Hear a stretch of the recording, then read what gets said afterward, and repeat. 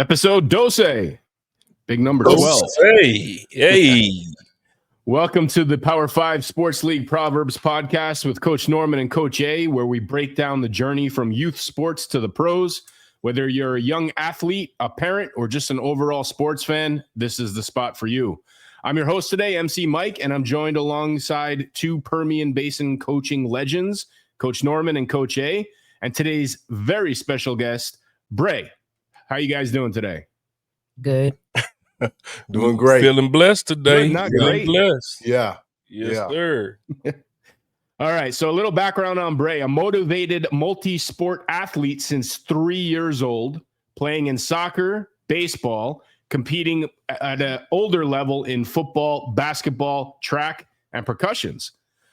He's a 2023 national champion representing the Black and Gold Conference at the AYF 11U All-Star Division. Today, we are officially nicknaming him Scissors due to his unique talents of cutting up the field with the while running the ball. We're going to touch on more on that later. But overall, a heck of a great kid. All right. But before we jump into anything, I want to pass the mic over to Coach A, who's going to lead us in today's prayer, as well as a special prayer for Central Texas families and friends who were impacted by the tragic sudden floods over the past couple weeks. So, Coach A, whenever you're ready. All right. Appreciate you. Let's bow. Father God, thank you for this new day and a chance to speak life into the hearts of young athletes. Let your words today encourage growth, not just in the game, but in character, effort, and integrity.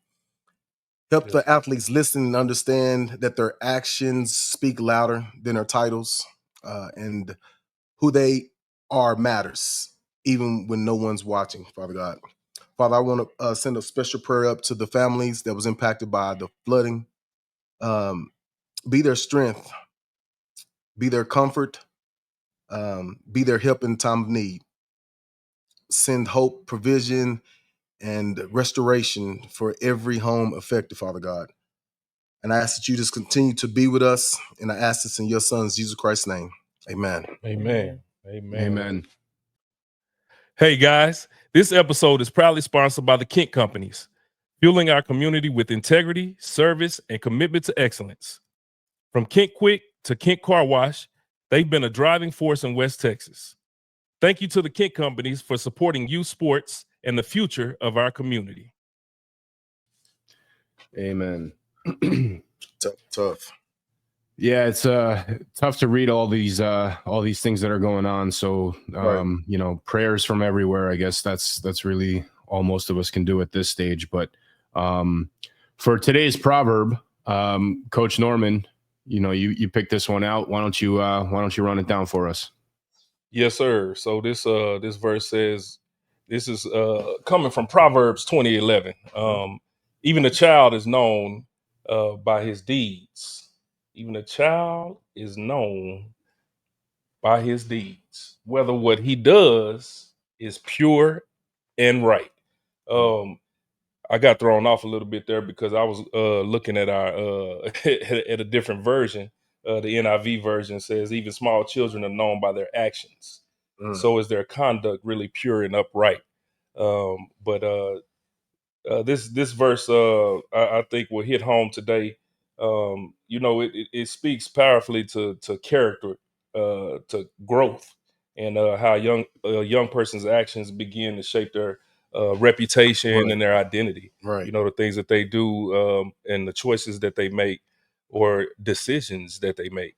And I'll talk about that later on too. I'll give you a little nugget on the difference between a choice and a decision. But yeah, I think this will be fitting for today's episode. Have my son Braylen here, and I'm excited about that. And we get to talk about this journey of sports that we've been doing. From a young person's perspective, and shoot, all the daddy ball stuff we talked about, and we got some great stuff to talk about today on that. And so yeah, I'm excited about that. And Tom, what you think about the verse? Man, great words. It's hard to follow your explanation that. But at the end of the Proverbs, whether what he does is pure and right. I think that's something that we got to make sure that these younger kids understand, is that it doesn't mean that you have to be perfect. Right. Right. Own your mistakes, because you're going to make mistakes. And one thing that I talk about when I'm talking to young kids, mistakes are not bad. If there's no mistakes, then we wouldn't know what to do and how to fix it. Right. It turns bad when you don't learn from your mistakes and change the way that you are. So again, knowing that owning your mistakes and staying true to your values, right? You're gonna make mistakes, but owning them and stay true to your value. That's something that I really like about what this verse is talking about. Absolutely. Also learning from mistakes that you witnessed that you're not a part of, right? I mean, I think that's another big piece of it. So I have a question based around, obviously this version of the verse. Is a deed inherited? Is it inherited? Yeah. Is that something that's passed down from generation to generation? Yeah, I understand what you're saying. I think it can be.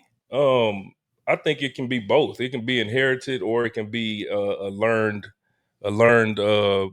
behavior or whatnot. Because a lot of times, people talk about how they're shaped by their environment, Right.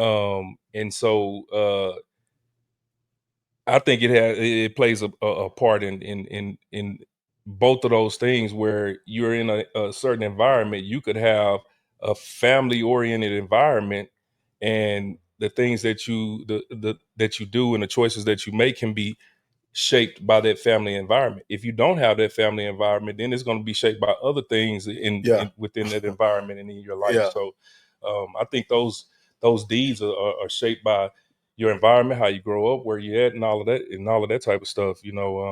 That's just my opinion on it. You can be shaped in many different ways. Right. And it's always difficult on when you not want to say what you think, but like actually kind of knowing what the scripture's saying, and indeed. And one thing I do know that that I was taught, all four of my kids have my blood and my DNA in them, and I know what and how I was. So therefore, the things that I had a problem with, there's a great possibility that they would have that as well. And that's where you get the generational curses, and that's why you have to stay grounded in the word and stay close to God and praying for your family and your kids, that they don't necessarily make the same mistakes that you do, but they learn from what you already gone through so that they won't have to. And that's always a difficult thing to say and do as a parent and as a child. But it's always funny because when we were younger, our parents would tell us, I've been your age. Yeah. You haven't been mine. I lived. Just listen to me. And as kids, our parents think they know everything. But as soon as we go to mess up or try to do something, they already knew what was going on before we even got completely through our thought or plan, Yeah, because especially Jerry. they there to protect us, man. And that wisdom and Right. knowledge and stuff comes with living in long life or whatnot, and going through things and experiencing things. Right. So I think we pass those generations on, and now we're that. Yeah. We're what my dad and your mom was, and all of that. And so I think it's important that you have those people in your life that can kind of shape it. And the thing about it is, I'll tell you this too, it's not guaranteed. No, it's not. It's not guaranteed, man. Like Speak on it. we put so much emphasis on training the child up in the way they should go and everything, and in the end they won't depart from you. But man, people are gonna, once they get to a certain age or whatnot, they're gonna make their own decisions. They're gonna make their own choices in life, and all you can do is at some point, all you can do is just is pray for them. Right. You know what I'm saying? Whereas you have a child and you raising a child, you caring for the child and you're doing all of these things for them, and then then they transition to this teenage stage. Right. Exactly.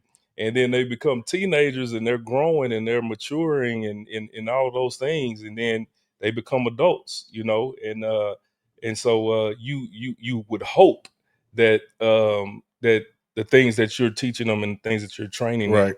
them, that they will remember those things, and that's where I think that where that particular verse they will not depart from you. They'll come back. You know what I'm saying? So Wow. yeah, it's it's a lot, man. It's nobody said it'd be easy. No, man. And you just, Coach Norm, you just talked about the prodigal son and all of that. Like, Yeah, he had everything in the world. right.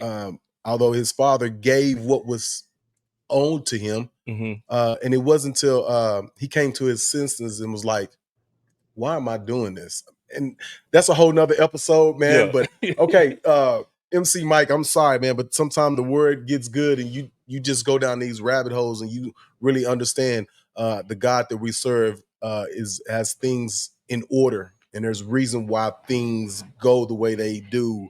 So yeah, any parents out there, when you have kids, boy, they will make sure you are praying and put on your knee pads, because you're gonna have a lot of prayer, right? Absolutely. Yeah.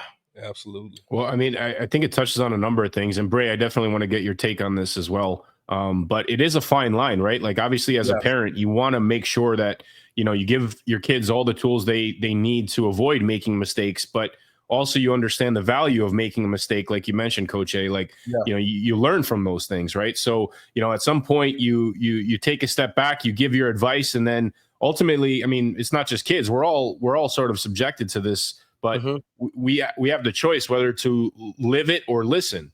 And if we choose to listen, maybe we miss out on an experience that we could have learned better.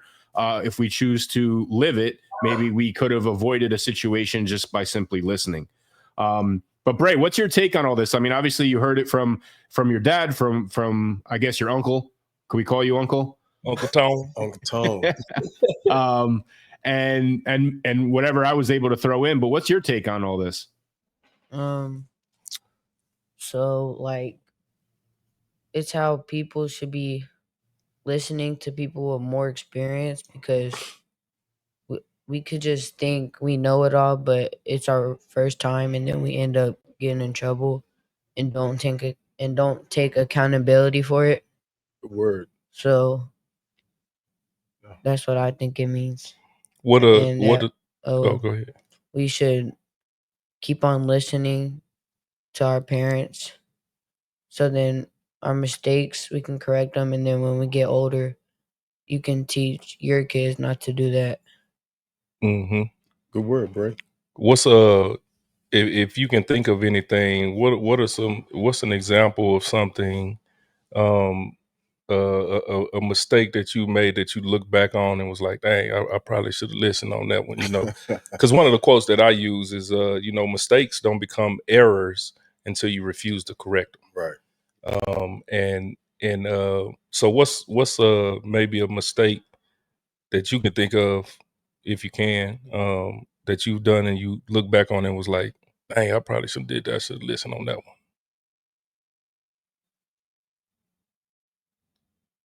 It's too many. I don't remember. Oh, you don't make mistakes, huh? No, I do, but I don't remember. Mm-hmm. You're going to be put on the spot quite a bit during this episode, man. Mm-hmm. Yes, you will. Yeah, well, I think we can all sort of recount some of those experiences, and like you said, Coach, it's really just a matter of learning from them, right? I mean, we're all human, we're all fallible to mistakes and errors. It's really just a matter of what can we take out of it that is pure and right. And I think that's really the takeaway that at least I get from this particular proverb. Okay, great. So as we jump in, and again, we're really blessed to have Bray with us today. And, we're going to talk a lot about your journey as a young athlete growing up in the West Texas area. Obviously, you come from a sports family, and, just I wanted to sort of understand, how you embraced sports, how you use that as sort of a pillar on building your character. The short time I've gotten to know you, like I said, you're a really great kid. I'm sure a lot of that has to do off the field, but what are some of the things that you learned on the field that gave you some of that character development and that leadership skill? I learned principles and stuff, and mental toughness, Mm. And that helped me into other stuff besides sports. So I embrace that just by taking sports as a lesson, and then I can get more knowledge. Okay. What are some of those principles that you learned? Discipline, trust, respect, hard work, integrity, and accountability. The 3 C's. The three. Sound like the 3 C's. Yeah, And those are tattooed on your brain, man. Yeah, you've been doing that for a long time, huh? Mm-hmm. Yeah. Real fast, Bray. Can you spoke on mental toughness, and I think that's something that is like a hot topic now. Can you give us an example of when your mental toughness was, I guess, put into question? You had to overcome something, and how did you do that?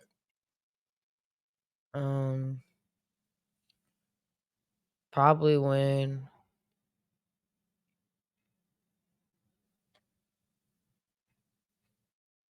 Or when was something hard that you had to do, and then you would like you accomplished that? when in school, Mm-hmm.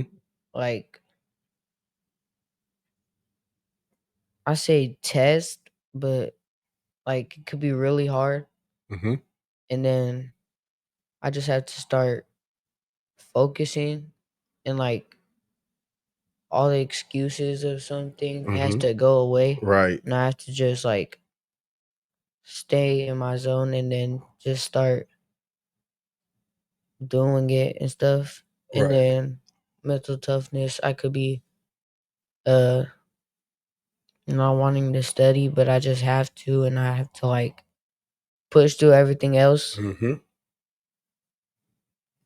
Yeah. Absolutely. I could see that in the classroom since I deal with it every day Right. when they in school.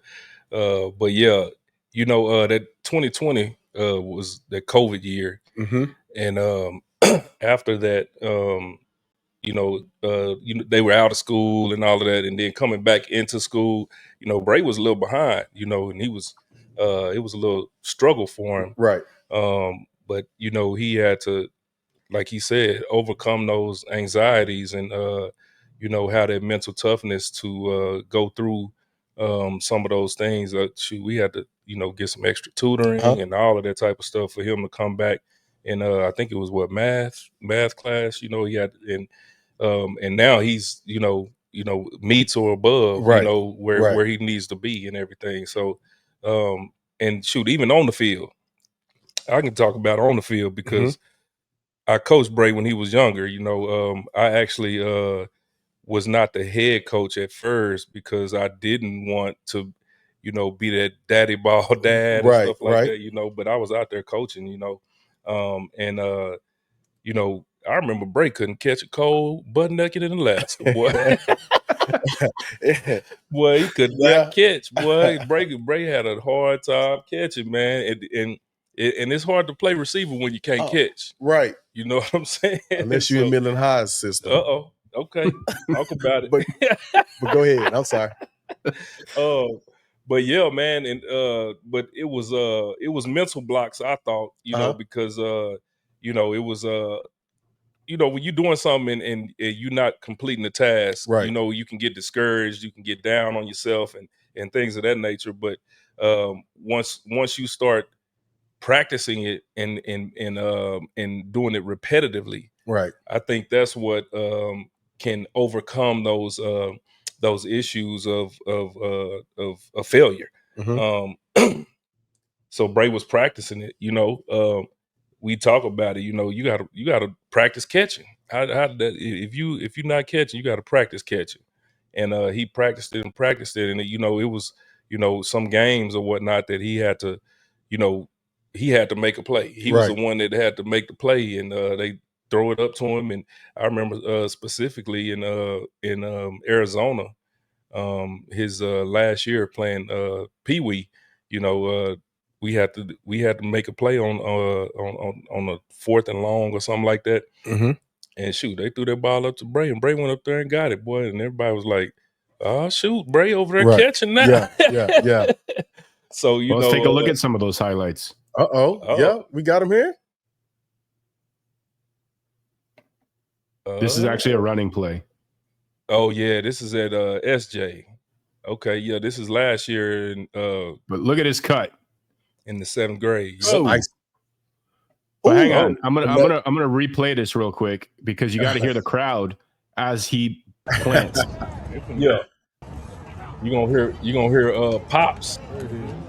Come on, Braylen. Come on, Braylen. Come on, Braylen. Come on, turn it. Turn it.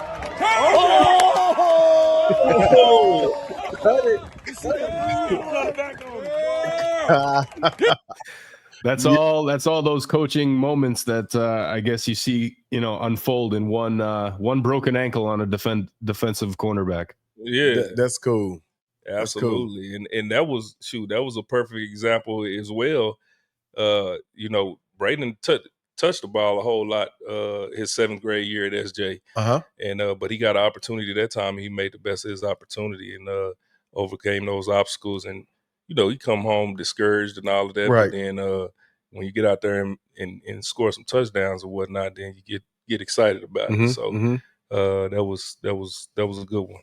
So real fast, Coach Norman, with your father hat on or your coaching hat, what were some of the things that you had to do as a father, coach, to help your son develop his mental strength or his mental health? Like, what are some of those things when there's an area that he struggles in? And as a father or a coach, sometimes it can be frustrated.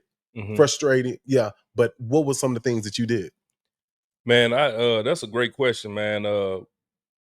One thing that I tell people all the time, man, is like every kid, it just like in the classroom, every kid learns different. I believe the signs of a good coach or a great coach is to be able to understand that every kid is different. Right. You have some kids, you can go out there and cuss them out, cuss them up and down, and they'll respond to that. Right. They'll be like, I got it. Or if you do that to some other kids, then they'll shut down. So I think understanding how each individual kid is and coaching them accordingly, right, is so crucial in that. And so, I have an older son, my son Deuce. I never, I did coach him a little bit, but when he was here and playing ball and stuff, and he was older, and I wasn't coaching him or whatnot. I coach him off the field, but I was really dad then. Right. I was on him a lot, but it was because he told me that was what he wanted. You know what I'm saying? He was like, "This is what I want," and I said, "Okay, if this is what you want, then I'm gonna make sure I give you everything I got, right, so you can achieve that goal." And with Bray, it's been a little different because I'm older. They 10 years apart. I'm older, and he's a different kid than Deuce was, and so some of the things that I've tried to do is saying the same things but saying it in a different way. Right. You know what I'm saying? We'll say, it's a lot of things that we do as far as drills and things of that nature, but it's saying it in a different way to where he can accept it or he can receive it. Right. You know what I'm saying? Not a lot of yelling, right? Which I used to do. Because it's funny, man. When he was younger, when he was 2, that's when Deuce was 12. Around his age now, and I used to do a lot of yelling then, boy. and then coming to 10 years later down the road, you know what I'm saying? I think it's just that wisdom and understanding that you can get your point across without yelling or cussing somebody out and all of that type of stuff. You can still get that point across. And I think those are some of the things that I did to try to get to him. And then just repetition on a lot of things, a lot of repetition to help guide him through those times and through those difficult situations, and just taking the knowledge that I've learned from different mentors and other people around me, and tried to instill that same knowledge Right. into Bray. Yeah. So yeah, that's how it's been for me, man. And he not done yet. You know what I'm saying? Right. Happy birthday, Bray. Happy birthday. Bray is 13 years old 13. now. He's coming into his teenage years. Come on, big boy, put your head up and smile. Look at happy Uh-huh. birthday to you. Yeah, be happy. Next thing will be them license. Then you really want your birthday to come through. Mm. Right? Yeah, that'll work. Happy birthday, Bray. Happy birthday. In fact, let's hit pause because that's a nice little segue into our trivia for today. And Bray, our goal is to always stump Coach A. That's, we have like a 95% success rate on that.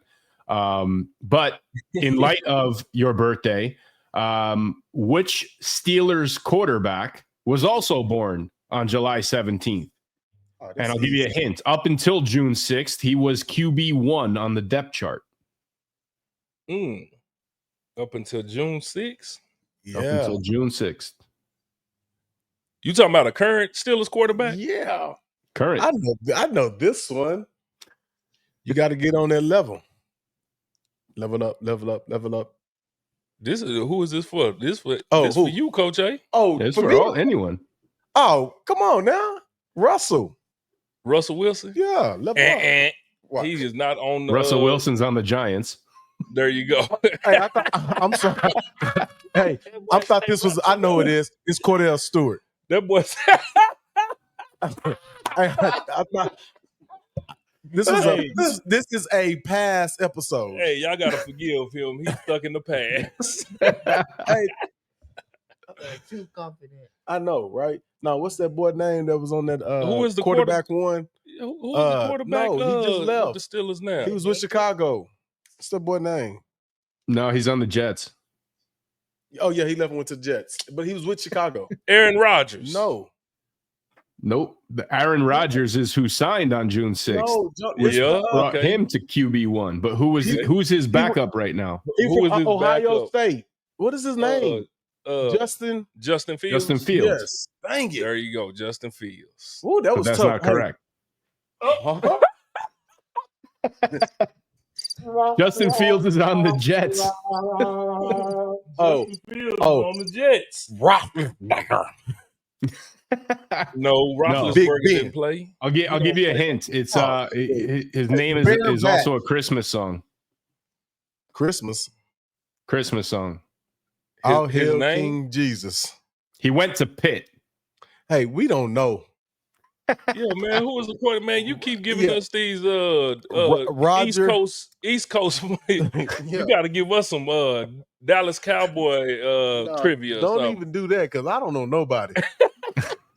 I mean, look, all this is making my hair fall out.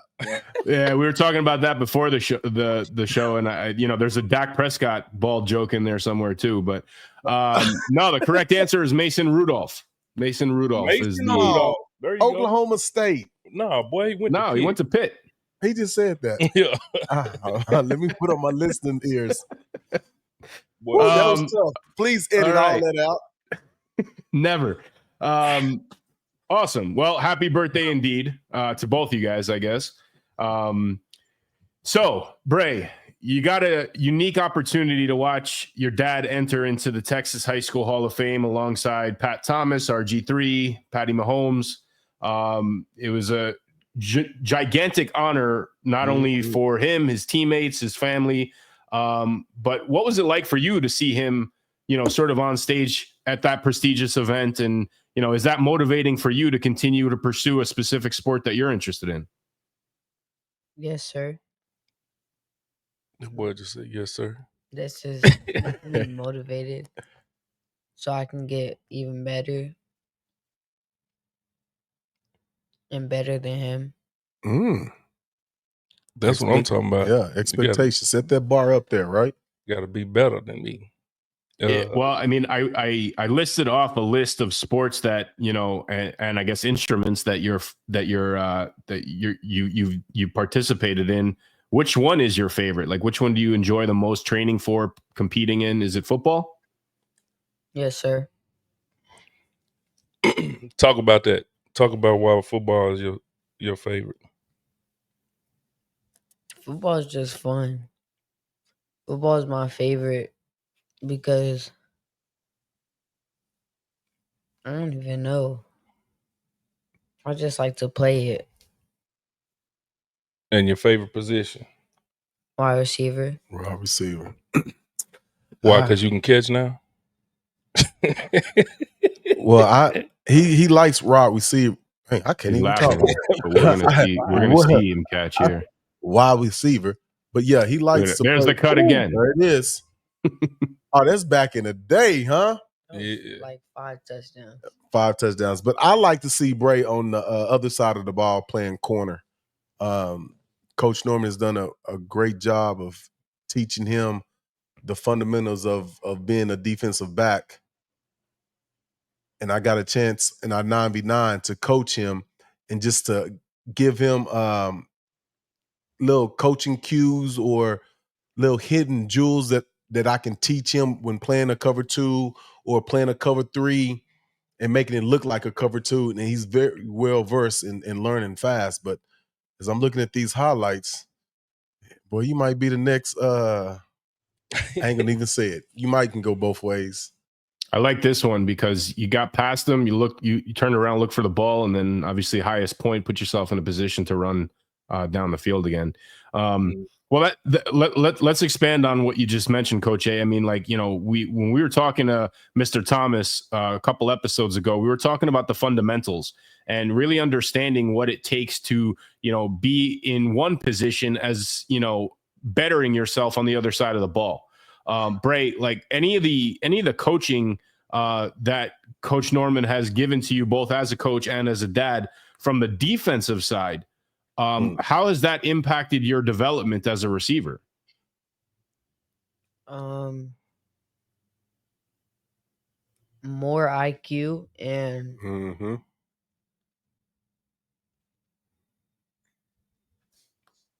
like the footwork and stuff. Right. Being able to like take angles and stuff when I'm a receiver, that helps me with my routes. That's very well put. One thing that I like to express is so Bray's biological dad. He lives in Alabama. He played with me in arena football, and he was a awesome receiver. He actually still has records and all of that as a receiver in the arena football league. And he was cold. And Bray also has a brother, Amari, who is a current receiver at the University of Houston. Right. So he has a lineage of playing receiver. And shoot, but like you said, you know, I had wanted him to play both ways, you know, in playing corner, you know, and he excelled at corner as well. Because, you know, shoot, just because, like he said, his IQ, his football IQ, right, learning different cues and things of that nature from what we teach him, and then applying it and being able to, you know, learn it fast and apply it to the game. So he's been very good at both of those, but yeah, that receiver position is probably going to be the one. Well, and we talked about it earlier too. You kind of mentioned it a little bit. Leave it alone. Leave it alone. I need to leave that alone. Leave it alone. We don't know what's going to happen. Yeah, you don't know what's going to happen, man. But you know, but I'll say this: that offense is outdated, and I need to throw the ball more. I say that, but that's neither here nor there. Whatever. So let's touch on the mental strength component. I mean, Bray, you brought that up earlier, and you know, I'd like to expand on that briefly. So here's a shot of you with the ring, the medal, and the trophy. Right, ring, the medal, 2023 national champion, AYF 11U All-Star Division, representing the mecca of football in Texas. West Texas is oil and football. With what you went through in 2023, and then of course last year falling a little short of that same milestone, mentally speaking, where do you see yourself getting motivated to improve to get to this point again? I see myself like working harder and training more so I could like do it again, and then if I keep on doing it, I'll get recognized. So it just motivates me to push harder. Right. Expound on that Yeah, training. expand on that a little bit. Like what things are you doing now that are different from what you used to do as far as training and all of that type of stuff, especially in junior high right now? Yeah. 'Cause that's when y'all start lifting weights, right? Mm-hmm.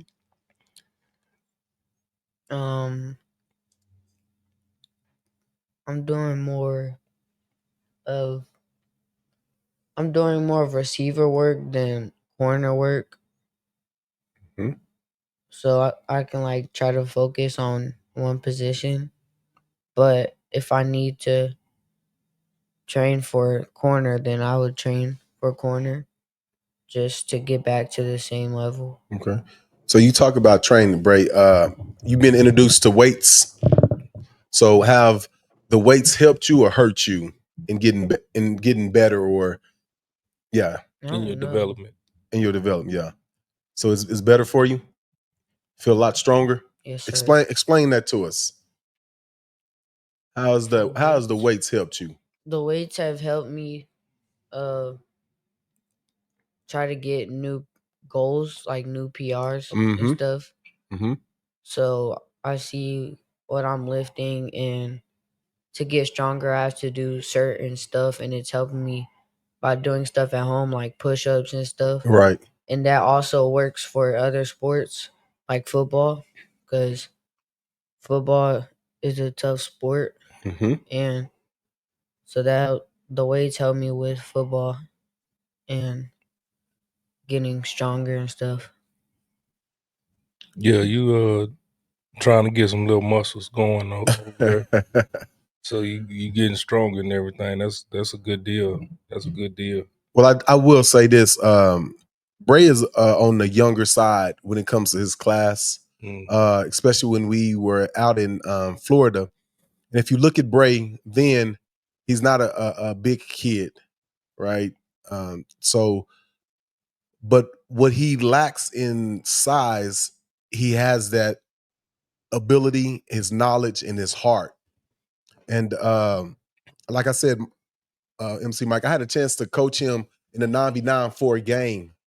And I was able to give him tactics from a cornerback stance, from playing like a cover two, like I said earlier, playing a cover two at a depth at a cover three, make it look like you run the cover three and drop down, or vice versa.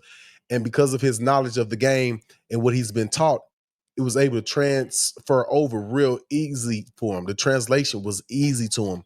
And so his IQ of receiver, DB, understanding the angles is all there.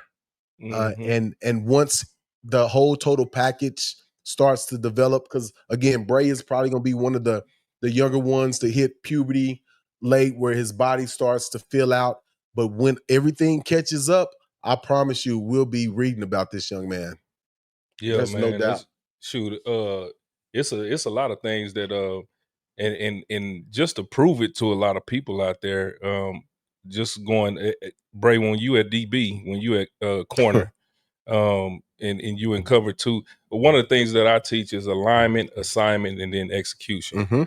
What is your alignment when you're in cover two as a corner? My alignment? Yeah, where are you aligned on the receiver, off the receiver, whether 2 you on yards apart and 1 yard outside.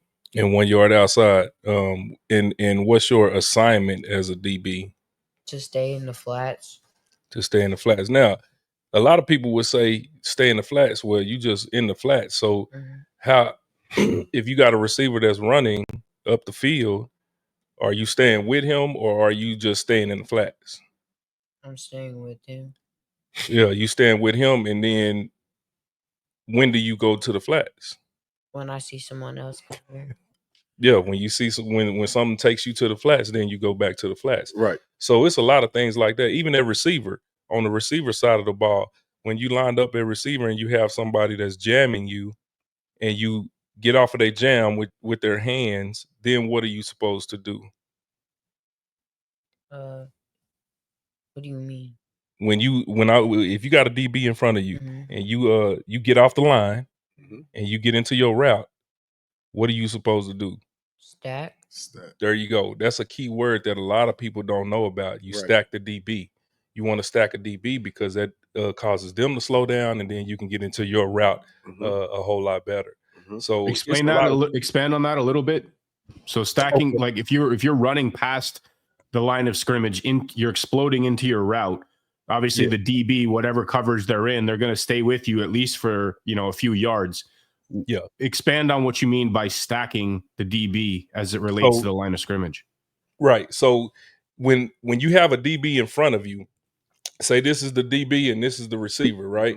This DB is trying to press or he's off, whichever one. Okay. So when you the receiver and you come off the line, let's just say that you're running a fade, a 9 route or a fade, and you get an outside. Let me put my hand right here. Well, shoot, that's gonna be hard too. And you get an outside release. If you get this outside release, most of the time people would just run up the side of the field because they running that fade, right? Well, the DB, if you run upside the field, he just gonna run with you, and then he gonna be right there with you, right? So now, if you get this release and you get over here and you stack the DB, that means stack on top of him. Now he can't. You create separation from him versus him being right there next to you to make a play on the ball. Right. So when you get outside, you stack him, and then now he has to trail you. He has to trail you, and he can't be right next to you to make a play. So when he's trailing you, it causes him to slow down, and it causes you to create separation. And then now you can get out into that fade route and catch the ball more effectively. Also, MC Mike, that causes the DB that's trailing. I can't be as fast as I want to, because if you take one step to the left, one step to the right, I have to be able to do that. So I got to be able to mimic your steps. Yeah. So if I'm going full speed and now you step this way and I'm still up the field, that's what's going to happen, right? It causes the DB to happen. And if we're talking about an outside route, an outside fade or a 9 route, you're taking away a huge weapon from the defensive back by using the sidelines as a pinning mechanism. Right. So if you're stacked on top of him, you're sort of taking away that lateral movement, which can force you to the sidelines and obviously gives you less grass to go out and make a play. So yeah, I mean, to quote Yogi Berra, sports are 90% mental and the other half is physical.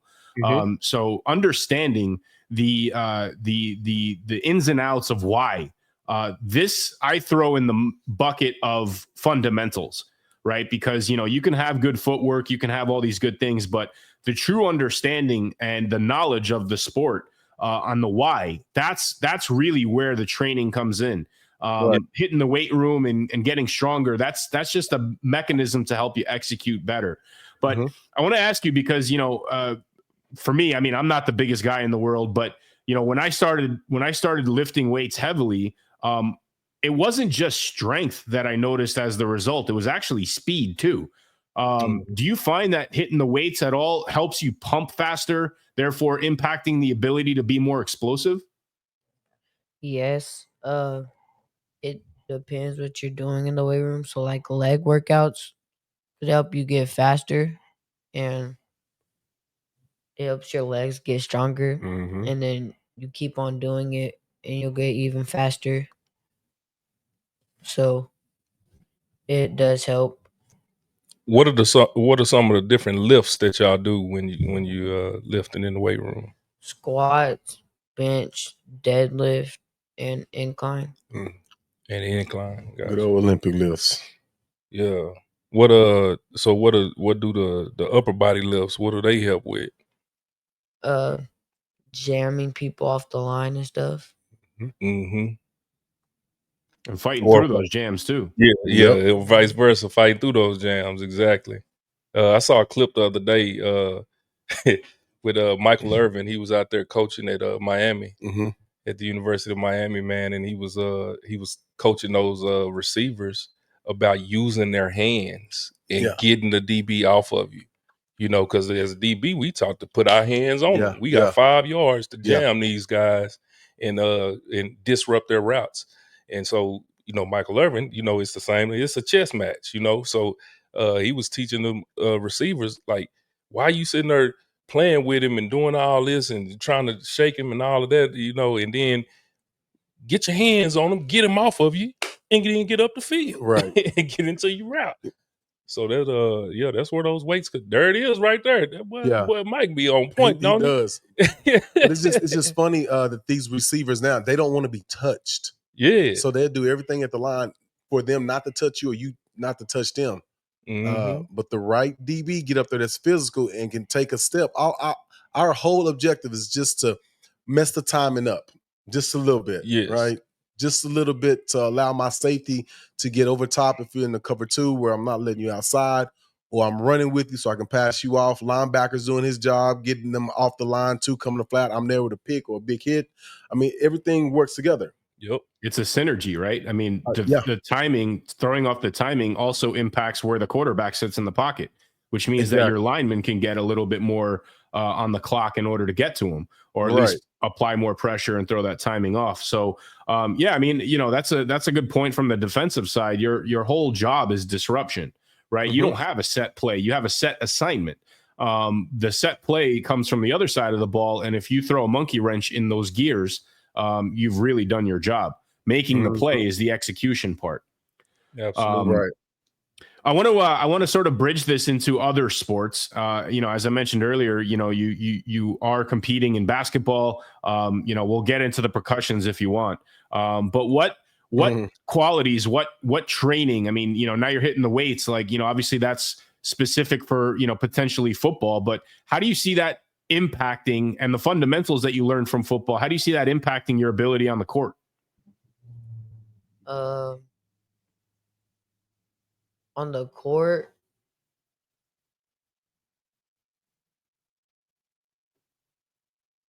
I don't even know. Do you find any benefits in your basketball skills from I guess what you've learned in football? No, sir. I think he will find it more comparatively in the track. Go ahead. Okay. What you got? So here's the deal, MC Mike. Not only am I one of the hosts of P5, but I'm also a basketball official for middle school here in Midland, Texas, in Odessa. I got a chance to officiate some of Bray's games. And one thing about a receiver or a DB that's on a basketball court, the ability to anticipate a pass, break up a pass, intercept a pass, or catch a pass where you didn't think they would have the ability to do it. And I'm pretty sure Bray probably led his teams in steals. Bray was probably one of the more of the defensive players. I got a chance to see him cut angles off, steal the ball. And so seeing it from a DB and a receiver standpoint, he was all over the court. Yeah. He was all over the court. So and those things transition. yeah, it does. And so he doesn't see that because he's just doing what he's always done and been taught. And he's just having fun. The ball's in the air, go get it.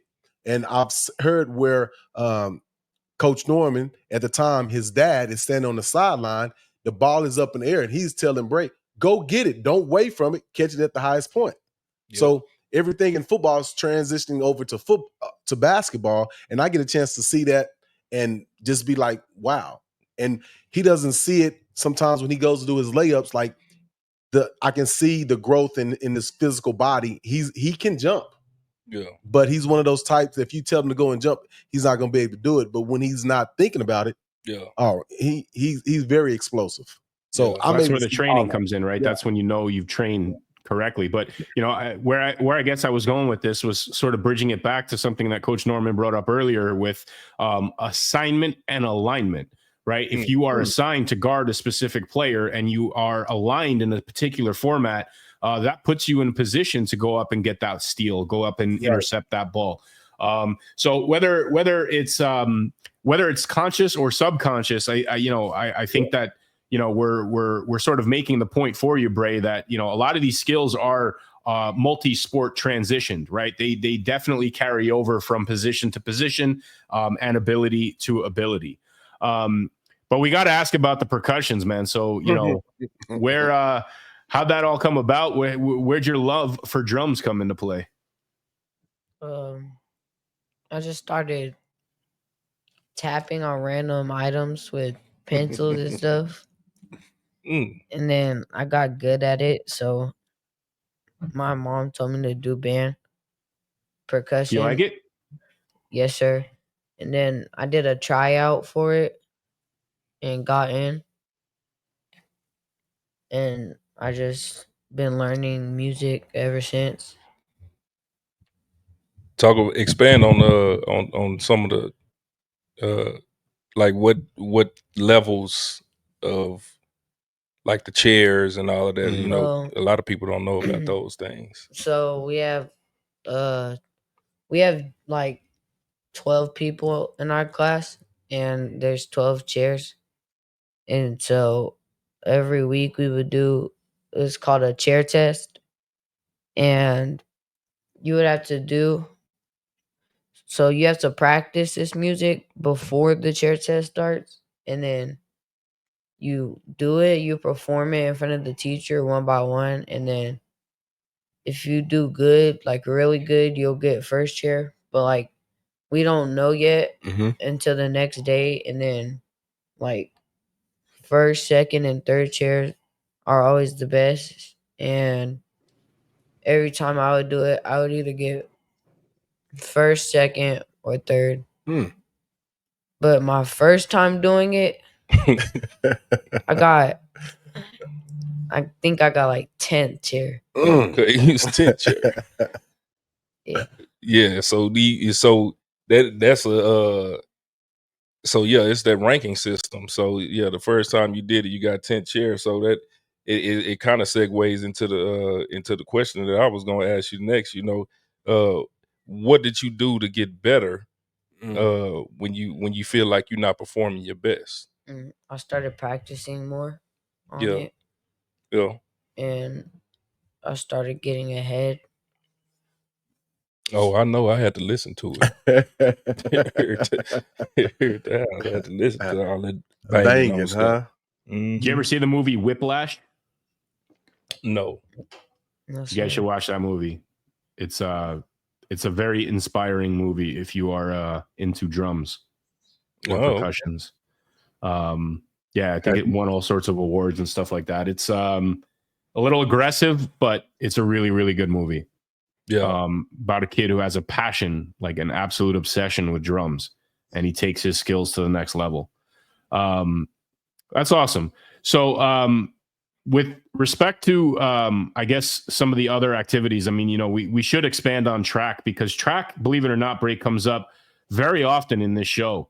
I use the term fundamentals, and I'm not discrediting the sport individually by any means, but the abilities that you have with track translate very, very well with most sports, just due to the acceleration, the explosiveness, obviously the endurance, the speed.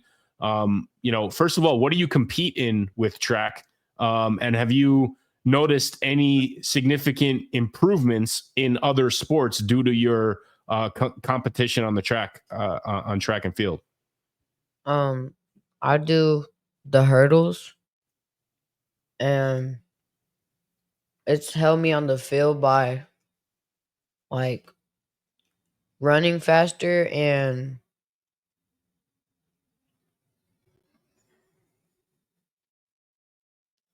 I don't even know, just like running faster. Yeah, just getting faster. But and then just track just helps me get faster for football and other sports, all the sports actually. And Yeah, because I don't think a lot of people out there know that. I think track is a universal transition into any other sport. And tell them how you after after a season of track or whatnot, they do testing and all of that type of stuff at the end of school. Yeah. Expound on where you ended up as what ranking did you end up being at the school amongst your peers?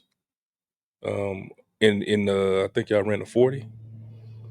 40-yard dash. Yeah, the 40. Take that out your mouth. I ran one of the fastest times. Hmm. I ran a 4.98. Boy said he ran a 4.98.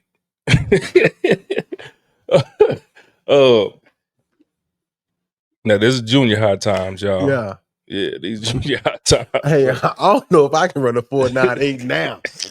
I was out there doing some pogo jumps, but my calves is sore. Yeah. So you think you can beat Uncle Tom? What? But why you looking? Hey, can you pause this and we go down Wally and race real fast? You got to. If you take the hat off, you're more aerodynamic. I'll run like these kids do now with my hands back here. Dragon So balls. I run like that. Huh? So I run like that. Hey, watch. We're gonna race. We're gonna videotape it and we're gonna edit it in this episode. When you want to do this? I don't care. So where did you start out as Yeah. was because you said you were one of the fastest kids at the end of the season when y'all tested or whatnot. Where did you start out? My first time, I ran like a 5.7. Okay. So you ran a 5.7, and then where'd you rank amongst your peers, amongst everyone else who ran them? Like that was bad because the fastest time was like in the 5.1s, and barely any people were getting 5.8s and stuff. And average was like 5.5. So, bro, when you came back and ran that 4.9, did any of your peers, your friends ask you what you were doing? They didn't. Again, private preparation calls for public celebration. So, yeah, that's good though. That is. So now I guess you the second fastest or something like that at your school or in your grade? Probably. Okay. It depends.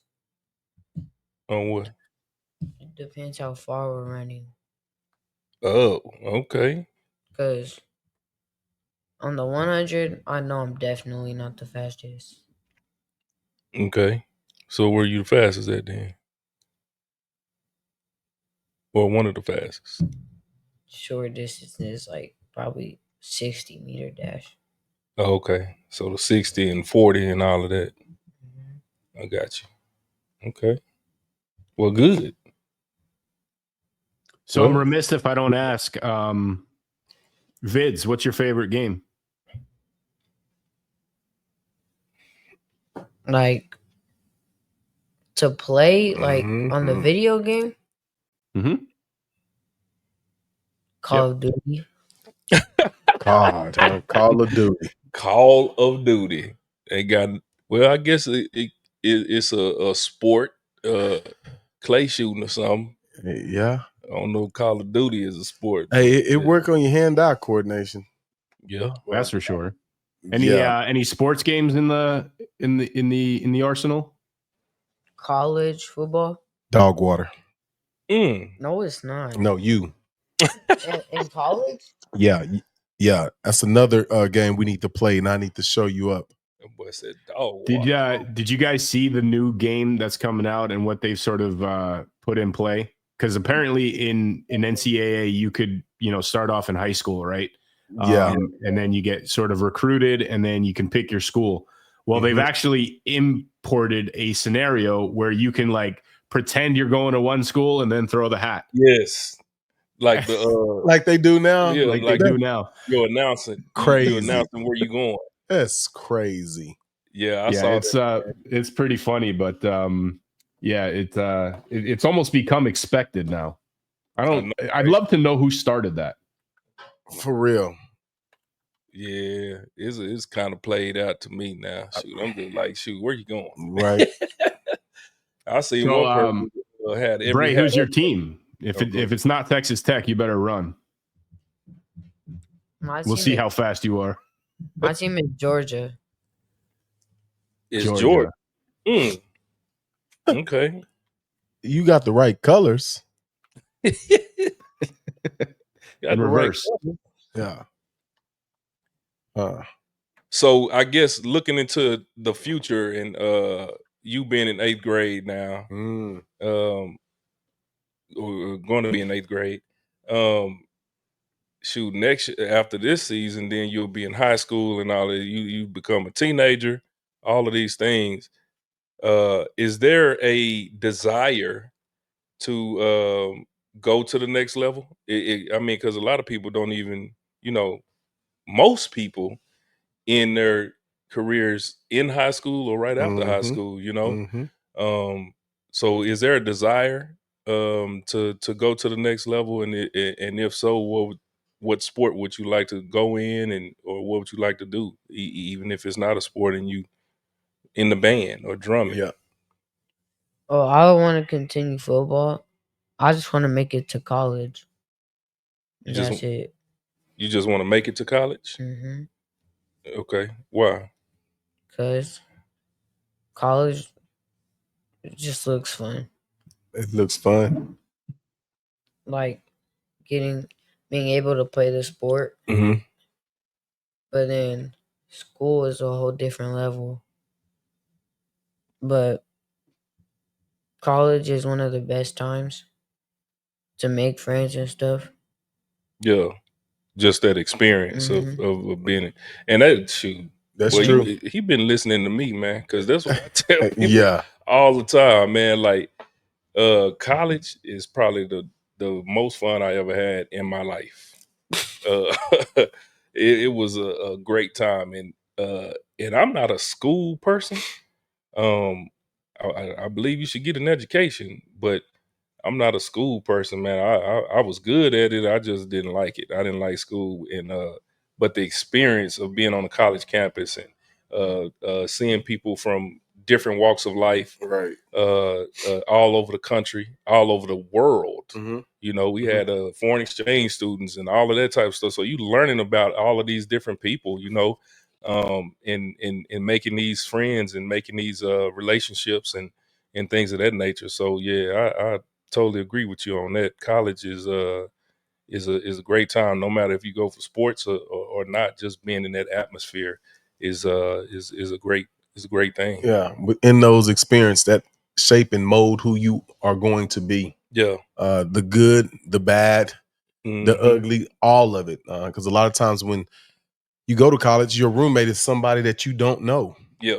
A stranger, and you have to learn how to deal with things that's right in front of you. You have to be self-sufficient. You have to learn how to communicate not only with your roommate but with your professors. Right. Learn how to pay bills. Learn how to cook for yourself and Do laundry. do laundry. And I thought that was the weirdest thing. So many people that did not know how to do laundry. Yeah. Yeah. Right. So learning how to survive. Well, let's not. Yeah, I mean, obviously, give some aspiration, but let's not discredit high school. High school is fun too, and you got that right on the horizon. But yeah, Coach A, you took the words out of my mouth with respect to learning who you are as a person by putting yourself in a scenario that is not really known with new people, where you're not necessarily the fastest kid at the 60-yard dash anymore, and you have to compete in a much bigger pond. And it is fun. Obviously, there's an investment in yourself that you have to keep in mind when you're at college, and that's really the academic side. As fun as it is, and as amazing as it is to play sports, you are paving a path of knowledge and experience that you're going to take with you throughout your career and throughout your relationships that you have with family and friends moving forward. Awesome. Well, I mean, this has been great, and great to get to know you a little bit, Bray. And do you have any final comments, any final questions for Coach / Dad / Uncle / guy in the screen? You don't have nothing. No, sir. Okay. You Well, have fun today? Yes, sir. since you don't have any questions for us, go ahead and give the kids out there words of wisdom, something that you've learned that maybe you can pass on to the other ones that's out there listening. Always listen to your parents, your coaches. He just saw that picture. Yeah. Your parents and your coaches, and always take advice, because at a young age we don't know as much as they know.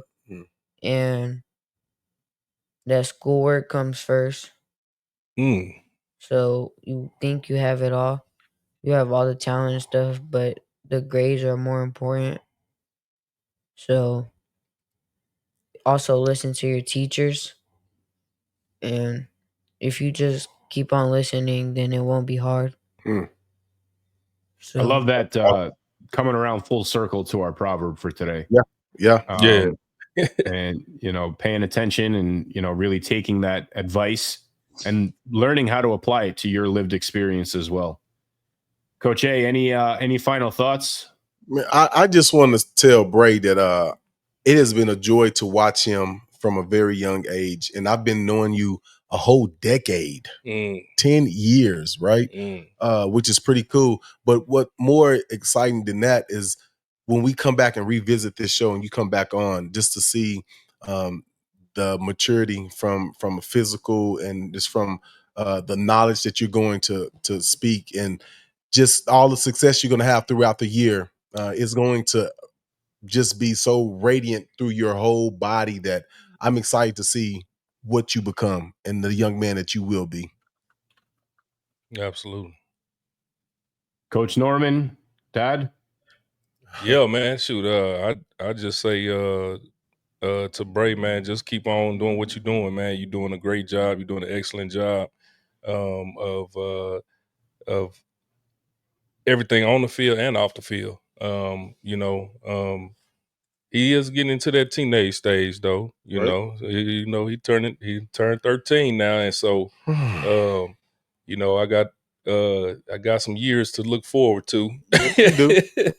And but I'm proud of you, and I hope you have a blessed season this year. In the classroom and in all the sports that you'll be playing and everything like that. And I just hope you continue to just keep God first, and Right. in everything that you do, and you'll be successful. So I'm proud of you. What a way to end it. Happy birthday. Well, happy birthday indeed. We want to thank everybody for watching. Make sure you like and subscribe to the YouTube channel.